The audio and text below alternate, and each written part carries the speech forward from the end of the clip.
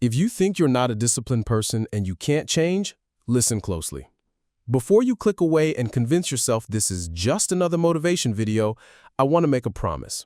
In the next 20 minutes, you'll walk away with a simple plan that anyone, especially someone who feels weak and distracted, can use to build discipline that actually lasts. Not theoretical, not poetic, practical. How many times have you made a plan and quit halfway? How many times have you looked in the mirror at night and said, tomorrow will be different, and then tomorrow looked exactly the same? It's not because you're broken. It's not because you lack talent. It's because your brain is being hijacked by easy dopamine, and you don't have a system that makes action easier than avoidance. We're going to fix that. First, understand the problem. Your brain loves instant rewards. Scroll a feed, dopamine. Open a game, dopamine. Click a video, dopamine. Porn, junk food, pointless browsing, dopamine. All of it is engineered to be available right now with no effort. So the moment you face something that stretches you, studying, building, training, focusing, your brain whispers, "Why suffer? We can feel good in 2 seconds." It's not that you're lazy, it's that your brain is doing what it evolved to do. Conserve energy, seek comfort, avoid pain. If you fight this with willpower only, you will lose. Not because you're weak, but because the system you're playing against is stronger. So we're going to flip the system in your favor. Before we talk tactics, I need you to make a core shift. Discipline is not a personality trait. It is a skill, a trainable, repeatable skill. Think about your first push-up. It felt heavy, your arms shook, but after a week, then a month, you did more. Your muscles adapted. Discipline is the same. Every time you keep a promise to yourself, you add one more rep to the muscle that says, I do what I said I would do. That muscle grows. Let me give you a simple story. A few years ago, a guy in his mid-20s named Kevin Nguyen told me he couldn't stick to anything. He would binge games all weekend, miss assignments, and then hate himself on Monday. We didn't aim for a full life overhaul. We picked one small non-negotiable. Lights out at 10:30 p.m. every night. No phone in the bedroom. That was it. The first week was ugly. He reached for the phone 10 times. He stared at the ceiling, but he stayed with the rule. In 2 weeks, his mornings changed. He wasn't heroic. He was rested. Rest led to one more non-negotiable, 20 minutes of study before any screen. 2 months in, he'd completed more work than the previous 4 months combined, not because he found motivation, but because he trained a skill. Discipline grows when you give it winnable reps. Now we build your architecture. Start with your long-term why. Who do you want to be in 5 to 10 years? Not in fantasy, in specific, ordinary detail. Do you want to be the person who has energy to play with your kids at 60? The person who writes and publishes, not just thinks? The person whose business pays for your parents' retirement? Name it clearly. When your why is strong, the how becomes obvious. When it's vague, you'll cave at the first inconvenience. Here's where a real piece of research matters. Dr. Gail Matthews at Dominican University studied people trying to achieve personal goals. She didn't ask them to dream bigger. She asked them to do something incredibly simple. Write their goals down, make action commitments, and send weekly progress updates to a friend. Participants were split into groups. Some just thought about their goals. Some wrote goals. Some wrote goals and actions. Some wrote goals, actions, then shared them with a friend. The last group also sent weekly updates. The results were clear.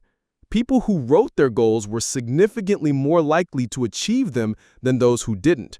And the group that wrote, shared, and sent weekly updates had the highest success rate. Around 3/4 achieved their goals, versus less than half in the group that kept it in their head. The takeaway is simple. Write it, commit to actions, and put a human in the loop. Private intentions are fragile. Shared commitments are stronger. That's your long-term and the first piece of your system. But long-term goals can feel far away. Be fit in 10 years doesn't push you out the door today. So we connect your long-term to a short-term objective and a daily plan. For example, let's say your 10-year identity is healthy from the inside out, and your sport is running. Run every day forever is fuzzy. Run a marathon in 6 months is concrete. It creates direction, urgency, and the moment in time where effort becomes visible. Then you build a strategy. Either hire a coach or use a good training app. Choose a plan with specific runs, distances, rest, and nutrition. Put the plan on your calendar. Now you've given your brain what it needs. Without a plan, your brain doesn't know if today's pain matters. With a plan, every run has context and meaning. Next, we weaponize a tactic from psychology that dramatically increases follow-through.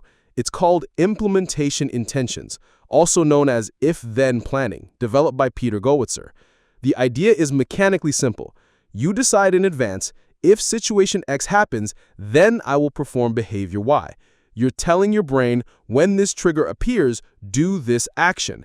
This is powerful because it moves action from, I hope I remember, into, this is what I do when this happens. For example, if it's 6:15 a.m., then I put on my running shoes and step outside. If I sit at my desk after lunch, then I open my project document and write 10 sentences before checking messages. If I feel the urge to open social media, then I stand up, drink a glass of water, and do 5 push-ups. You are programming a response to the moments that normally derail you. Studies show that people who set specific if-then plans act more consistently than those who set general intentions. You are lowering the friction between intention and action. Let's talk environment. Willpower is unreliable. Environment is stronger. If your phone is on your desk flashing notifications, you will touch it. If junk food is in your kitchen, you will eat it. If your console is in the living room and your controller is charged, you will pick it up. Change the environment, change the outcomes. Simple moves. Delete the most addictive apps from your phone for a month.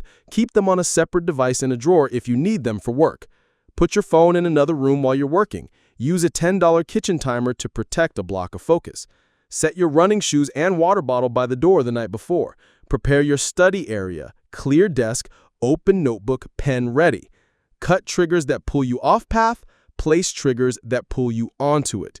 If your self-discipline is low, borrow discipline from the room you're in. This is also where accountability matters. When your internal voice is still weak, borrow a stronger voice from a community. Find 2 people aiming for the same habit and agree to send a daily check-in photo. Shoes on, first mile finished, study timer started. Keep it simple and consistent. Remember Dr. Matthews' finding, writing a goal helps, reporting weekly helps more. Accountability converts I'll try into I did or I didn't. Now habits. A habit has a trigger, a behavior, and a reward. Most of us have wired this loop the wrong way. The trigger is boredom, the behavior is scrolling, the reward is quick dopamine. We are going to rewire the loop. Choose a clear, physical trigger for the behavior you want. When I finish brushing my teeth at night, I read 5 pages. When I put the ketting on in the morning, I write 3 bullet points to plan the day. Start small and specific so your brain doesn't resist. And yes, use rewards. After you complete the behavior, give yourself a tiny hit of dopamine on purpose. Brew your favorite coffee, listen to a track you love, do 5 minutes of a show. Rewards are not childish, they are neurochemistry. Over time, the behavior itself becomes rewarding because it aligns with your identity. But at the beginning, pay yourself quickly for doing the right thing. Now we address the exact moment where most people lose, the small moment. The moment you need to put on your shoes, the moment you need to open the document, the moment you need to sit and start. That moment is more important than the entire session because it is the gate. If you win the gate, you will usually win the session. Here is the rule. Do not negotiate with your brain at the gate. Do not hold a debate. Do not ask, do I feel like it? Feelings are welcome to follow, not to lead. Use a countdown or a cue. 5, 4, 3, 2, 1, go. Or the simplest cue, when the alarm rings, I stand up and move. If it's raining, you still run. Pull a cap on and go. If you're tired, you still write. Open the file and write 1 paragraph. If you're stressed, you still study. Set 10 minutes and start. Why? Because you are training the skill of starting on command. You are training your ego, the decision maker, to choose the higher standard over the lower impulse. There's a useful way to think about this from psychology. Imagine 3 voices in your mind. The ID is the voice of impulse. I want comfort now. The superego is the voice of your standards. I want to be the person I said I would be. The ego stands between them. In the small moment, the ego chooses. You cannot silence the ID entirely. You train the ego to say, "Thank you for your input, but we're doing what we decided." And then you move. It's not dramatic, it's a step, then another. That's discipline. A series of unremarkable choices that build an extraordinary life. You can strengthen that choice with a micropause. Between stimulus and response, there is a tiny space. In that space, you have power. Practice this. When the urge to bail arrives, inhale deeply through your nose, count to 3, exhale, and then execute your if-then plan. This pause doesn't waste time, it creates control. A 3-second pause can save you from a 3-hour derail. To make building habits even easier, use 4 simple laws. Make it obvious, make it attractive, make it easy, make it satisfying. Want to read at night? Put the book on your pillow in the morning so you have to pick it up to go to sleep. Want to train in the morning? Lay out the clothes and shoes the night before. Set a playlist that only plays during your runs. Make the first step tiny. 5 minutes of movement, 10 sentences of writing, 1 page of reading. Lower the barrier to starting. Then make it satisfying. Track it on a wall calendar. Check a box in your app. Tell your accountability partner, done. Easy wins build momentum. Momentum builds identity. Now, I want to tell you a story in detail because it contains a lesson you will use every day. In the late 1960s and early 1970s at Stanford University, a psychologist named Walter Mischel ran a series of studies that became famous. It's known as the Marshmallow Experiment. Here's what happened. A child, usually 4 or 5 years old, was brought into a plain room. On the table was a plate. On the plate was a marshmallow. The experimenter told the child, "You can eat this marshmallow now, but if you wait until I come back, you can have 2. Then the experimenter left for up to 15 minutes. Now picture this. There's a camera in the room. The door closes. The child stares at the marshmallow. Some kids grab it and eat it immediately. Some hold it, smell it, lick it carefully, then put it back. Some cover their eyes. Some sing to themselves. Some turn their chair around so they don't have to look at it. Some tap their feet. Some make up games. Time passes. For a child, 15 minutes is forever. The struggle is visible. Then the experimenter returns. If the child waited, they were given a second marshmallow. The study didn't end there. Years later, the researchers followed up. They found that the children who delayed gratification longer tended, on average, to have better outcomes, higher academic performance, better ability to cope with stress, even healthier body mass indexes in adulthood. Later research showed the effect depends on many things, like a child's trust in adults and the stability of their environment. But the core lesson is still powerful. The ability to pause and wait for a larger reward is a skill that predicts success.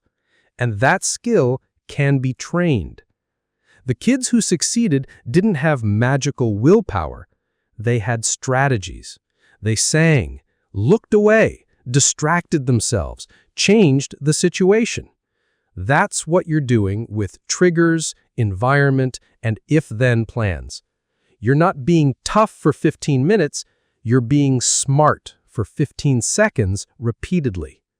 Now, if you're thinking, that's cute for kids and marshmallows, but I'm an adult with bills, fatigue, and a phone, here's how this transfers. Your marshmallow is the app icon, the video recommendation, the game notification, the snack in your drawer. Your 2 marshmallows are the finished workout, the completed chapter, the invoice sent, the degree earned. You create a room with fewer marshmallows on the table. You practice looking away. You give your hands something else to do. You set the clock for a short wait and reward yourself properly after.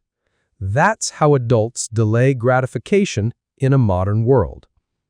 Let's circle back to research on goals and execution. Remember Dr. Matthews? Write your goals, write your actions. Tell a friend, send weekly updates.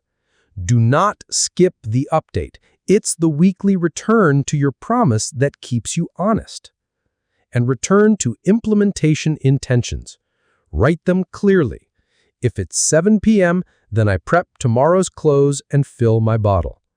If I arrive at my desk at 9 a.m., then I open my task list and start the first block without email. If my brain says, we can do it later, then I say out loud, we start now, and I begin the smallest step. Put those lines where you will see them, on a sticky note, on your lock screen, in a calendar reminder. You're not trying to be a hero. You're trying to be a machine that starts. At this point, you might be wondering, what about motivation? Don't I need to feel it? Motivation is welcome when it arrives, but motivation is like the weather, unreliable. Discipline is like your thermostat. Set it and it holds the room. When you rely on feelings, you get sporadic bursts and long dry spells. When you rely on systems, you get consistency that compounds. Systems build identity. Identity sustain action. Here's another mental model that helps when your mind argues. You will never be perfectly ready. The person on the field is never perfectly prepared. They step onto the grass anyway. Think about a stadium. In the stands, you can comment, complain, analyze, and stay safe. On the field, you can fail. You can be criticized. You can get tired. And you can win. Only players win. Spectators don't. You can spend 3 months researching the best running shoes, or you can put on the old shoes you have and run for 7 minutes today. You can organize your notes into 10 folders, or you can open the document and write a messy paragraph. The truth is simple. Thinking without action changes nothing. Action creates clarity. Action creates momentum. Momentum creates identity. Identity creates automatic behavior. The people you admire are not superhumans. They are people who act more than they argue with themselves. So let's translate all of this into your day, starting tonight. Tonight, follow 3 simple steps. Step 1, write one identity sentence. Say out loud one of these. I am a healthy person. I am a focused person. I am a dependable person. I am a creative person. I am a calm person. I am a disciplined person. Choose the one word that fits you or the person you want to be. Step 2, write one 6-month objective. Make it specific and give it a date. Examples, I will complete a marathon on October 20. I will publish 12 videos by December 31. I will pass the project management exam on March 15th. Now choose 3 weekly actions that support that objective. Keep them small and repeatable. Examples, run 3 times each week. Write on Monday, Wednesday, and Friday. Study 4 sessions per week. Now add each action to your calendar. Do not leave them in your head. Choose one accountability partner. Text them this. I'm committing to action. I'll send you a photo or short message every day of week by time. If I miss, I owe you a small consequence or a charity donation. Create stakes. Light ones are fine. A little pressure keeps you honest. Now write 3 if-then statements on paper and put them where you'll see them. If it's 6:10 a.m., then I put on my shoes. If I sit down after lunch, then I open my project and write 10 sentences. If I feel the urge to scroll, then I stand up, drink water, and do 5 push-ups. You're not waiting to be strong. You are deciding in advance to be consistent. Before bed, set your environment. Shoes by the door, outfit ready, bottle filled, desk cleared, phone charging in another room, timer on your desk, notebook open. Make starting easy and skipping annoying. Tomorrow morning, don't check anything before you complete your first small action. Not messages, not news, not feeds. Give your brain one win before the world attacks it. When the alarm rings, stand up. Don't debate. Don't wait to feel like it. Remember, the gate matters more than the session. Win the gate. During the day, use the micro pause. When the urge to dodge the work appears, inhale for 3, exhale for 3, and say, "We start now." Then do 60 seconds. Yes, 60 seconds. Once you started, you'll likely keep going. If not, fine. You did the rep. The muscle grew. After each session, reward yourself. Simple, fast, consistent. A coffee you like, a song you love, a 5-minute break outside. Tell your brain this behavior is valuable. Track the action. Put an X on your calendar. Watch the chain grow. Don't break it 2 days in a row. If you miss one day, that happens. Missing 2 is a slippery slope. Your rule is never miss twice. At the end of the week, send your update to your accountability partner. Tell them what you did, what you learned, and what the plan is for next week. Keep it short and specific. Adjust the plan if needed. If your aim was too big, scale it to something you can repeat when you're tired. If your aim was too small, stretch it slightly. The goal is not to impress. The goal is to build a rhythm your life can carry. Remember, every time you keep a promise to yourself, you change how you see yourself. I am someone who does what I say. That identity is priceless. You can buy gear, you can download apps, but identity has to be earned 1 rep at a time. Let me recap the heart of this so it's burned in your mind. You are not undisciplined by nature. You are a human being in an environment designed to distract you. You don't beat that with self-hatred. You beat it with a system. Write your identity and your 6-month objective. Use if-then plans to bridge from intention to behavior. Design your room so the right choice is easy and the wrong choice is far. Win the small moment. Put on the shoes. Open the file. Set the timer. Use a micro pause to choose your higher standard when your lower impulse shows up. Reward the right behavior so your brain learns to love it. Track it and tell a friend so you stay honest. Repeat. Repetition is the teacher. And if you need a final push, picture the stadium. You can stay in the stands, comfortable, safe, anonymous, always analyzing, always critiquing, always saying one day. Or you can step onto the grass, sweating, nervous, visible, imperfect, but playing your game. Only players win. Only players improve. Only players grow. This is your life. Don't watch it from a seat.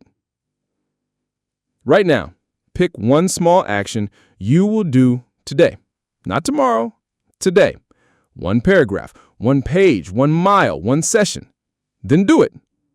After you do it, tell someone. Put an X on your calendar. Start the chain. If you want more practical strategies like this, systems you can actually apply to build a discipline, grow your skills, and work smarter with tools including AI, subscribe. Every week, I'll give you something you can use the same day. But remember, the tools and tactics only work if you do. Mindset is the root. Action is the proof. Identity is the result. You don't need a new life tomorrow morning. You need one small win today. Repeat it. Build that win, protect that win, then stack the next one. That's how people who used to quit become people who don't. That's how you turn discipline from a word into a way you live. Start now.